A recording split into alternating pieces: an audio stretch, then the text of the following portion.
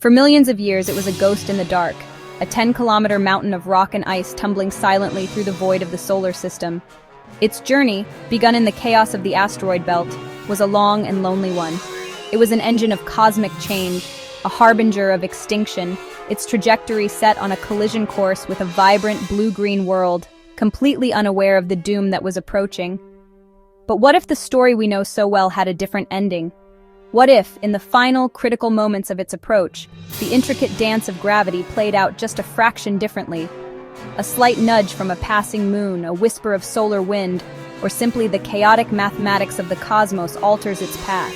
Instead of a cataclysmic impact, the asteroid merely grazes the upper atmosphere, a breathtaking, harmless spectacle of light streaking across the prehistoric sky before it vanishes back into the blackness of space. Down below, there is no firestorm, no deafening roar, no global winter cloaking the planet in darkness. There is only the familiar rhythm of life. The sun rises on a world ruled by giants, just as it has for 150 million years. On the Great Plains of Laramidia, herds of Edmontosaurus continue their endless migration.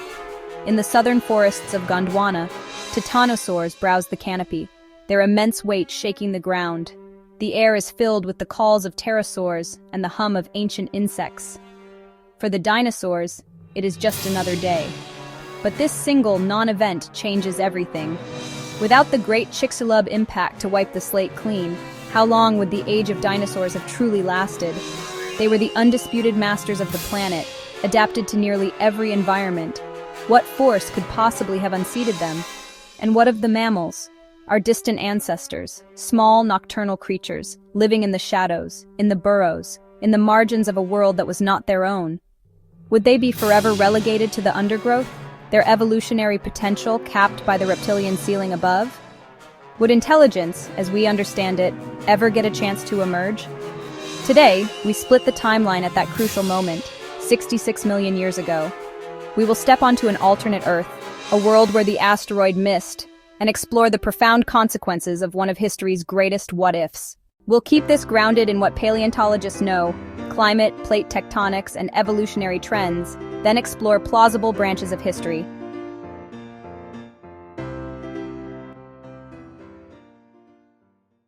Late Cretaceous. Warm greenhouse climate, high seas, flowering plants, exploding in diversity. North America split by an inland sea. Gondwanan continents carry distinct dinosaur families. Non-avian dinosaurs dominate land. Birds share the skies with the last pterosaurs. Oceans host mosasaurs and plesiosaurs. Mammals exist, but most are small, nocturnal, and opportunistic.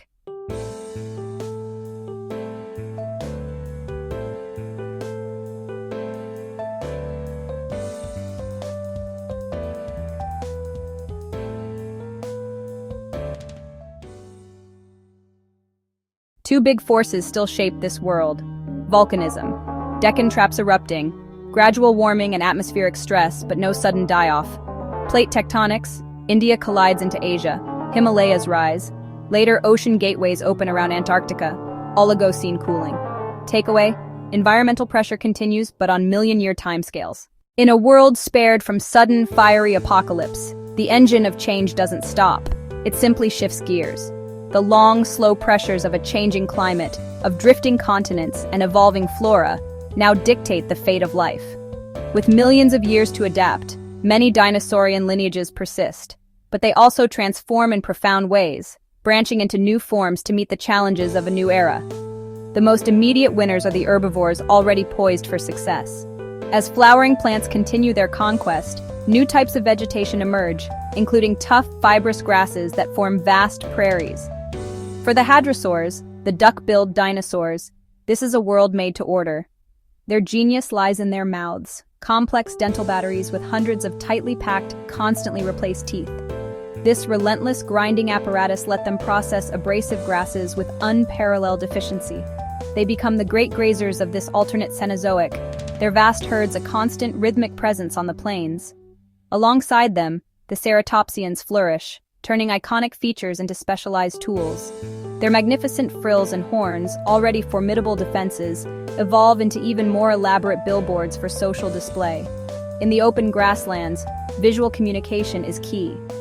Species develop unique patterns to recognize kin and rivals, while males lock horns in contests of strength.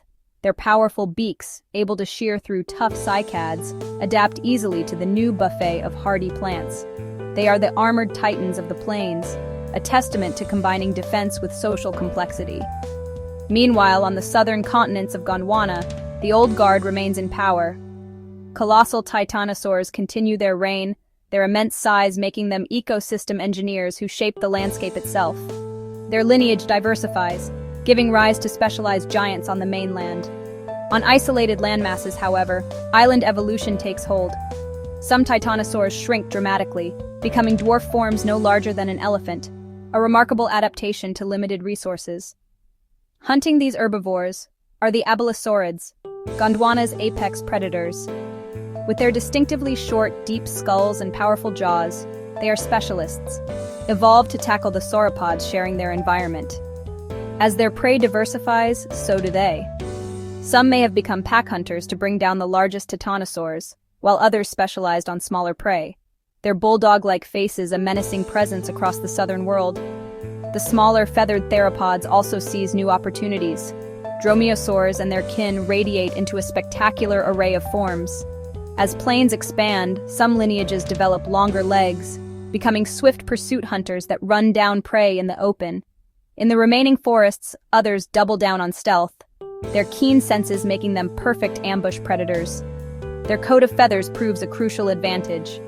As the planet slowly cools, this built-in insulation allows them to colonize temperate and even subarctic zones, long after larger dinosaurs have retreated. This cooling trend creates a fundamental countercurrent.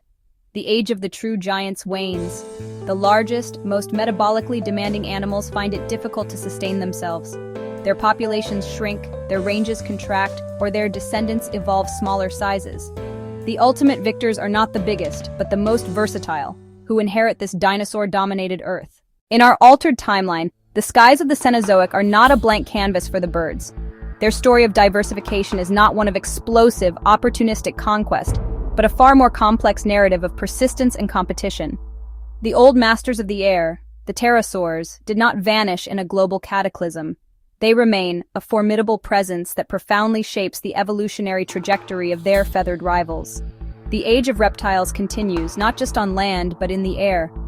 Pterosaurs, having ruled the skies for over 150 million years, are not a dynasty in decline.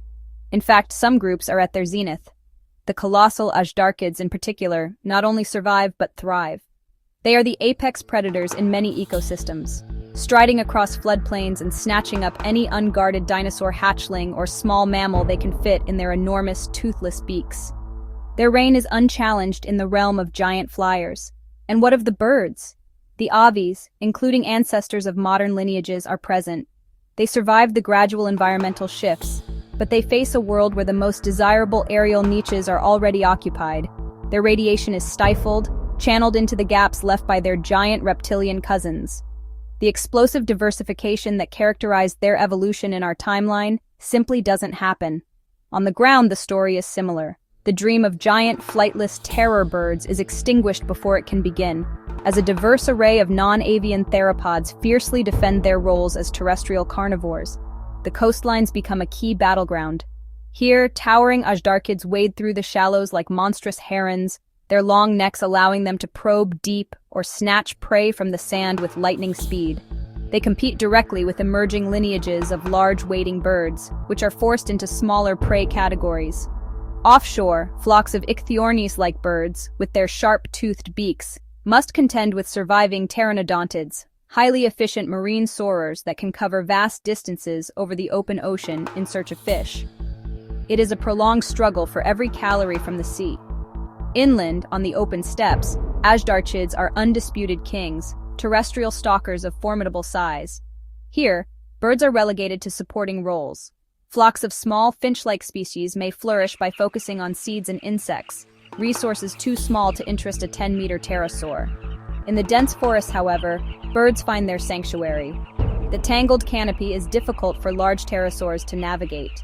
In these complex environments, birds like the diverse enantiorniths thrive.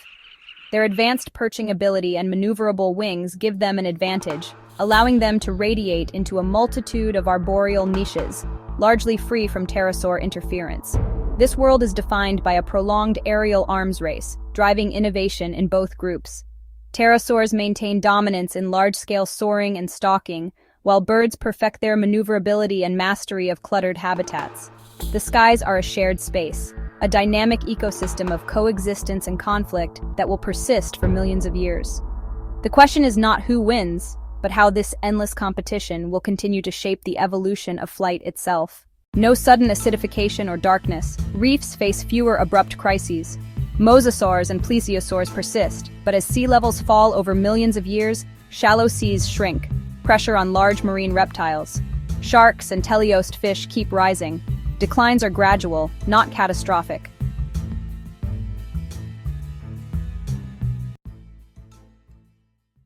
Without an extinction reset, large mammal radiation is delayed, maybe tens of millions of years.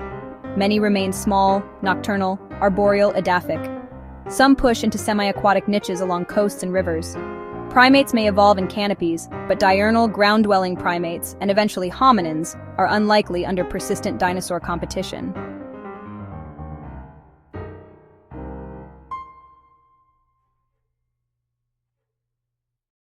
Fast forward.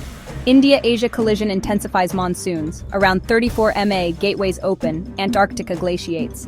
In cooler worlds, some dinosaurs retreat equatorward, others miniaturize and adapt. Land bridges appear, vanish, mixing faunas and driving turnover. Dominance persists but caste changes. Brains were already complex in some theropods and birds, suggesting social learning was possible. A clever, tool-curious lineage is plausible. Think Corvid-level smart scaled over deep time. But fire control and effective manipulators are hard problems. Technology remains highly uncertain. If the asteroid missed, dinosaurs likely endure, reshaped slowly by climate and continents. Mammals stay clever and small for far longer. Birds share the skies with pterosaurs. Oceans transition gradually. And us?